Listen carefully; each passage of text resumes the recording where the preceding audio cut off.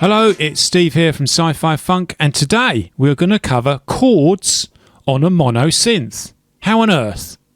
Well, it's a bit of a cheat, but it might be a mono synth, but this particular rack unit we've got here has actually got 6 VCOs. You've got one up here, you've got 3 in a row here, and you've got a couple down here.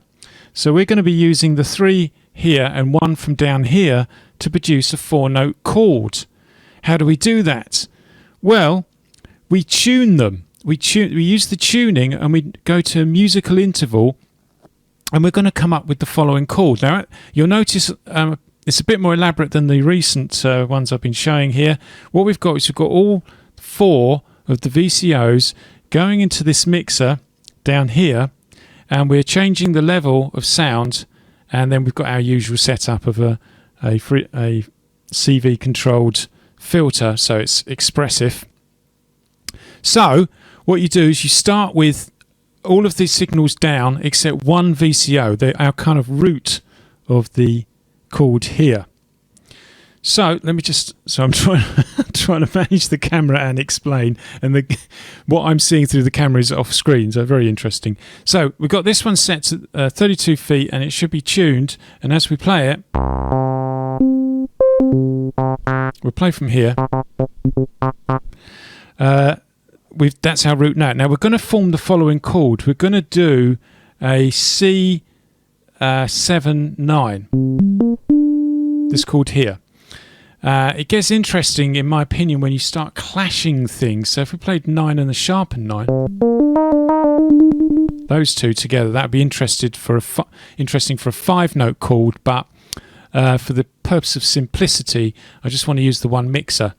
I could use a patch bay, I could use additional ins on the filter to get my additional voices. I could use a bigger mixer. So we've got our root note, so the next thing to do is decide the next note in our chord. Now we're going to go for the 5th, so this sounds like this. So we need to tune the 2nd VCO to this note. So we'll take the first one down, turn the second one up,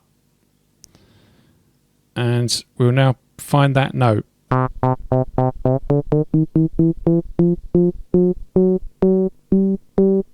That one there. So now if we put them both together by turning up VCO 1, I'm going to try and get that in camera what I'm doing there a little bit.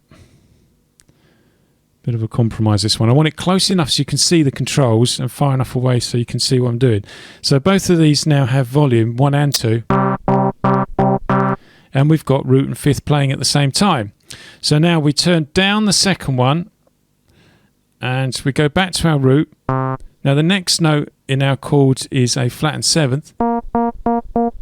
So we want to get that one. So we turn the first one down, the third one up, and we start playing with the tuning till we get that one by playing middle C each time, or actually I'm playing the C above middle C.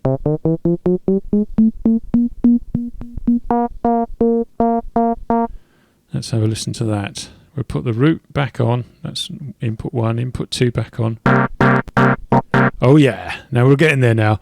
Now with just one more, now it's going to sound really funky. So we'll go down, this time I can show you more of the mixer, to the 4th one, and we'll turn the volumes down on all of them, apart from the root. And so the 9th is this note. Now we're not going to be able to get it with just tuning. We're going to have to change the feet, so that's why it's not 32, it's 16, and then it's going to be a little bit after. This one might already be correct, actually, what I want. Anyway, let's have a look. Yeah, it is. I've done this chord before, obviously. So we can now turn them all up. Getting a nice even mix. A chord on a mono synth. And of course, you can then start playing it as a chord, the same chord travelling up and down. It gets really musical, really interesting. And then, sorry about the slight distortion we've got here, with the velocity sensitivity.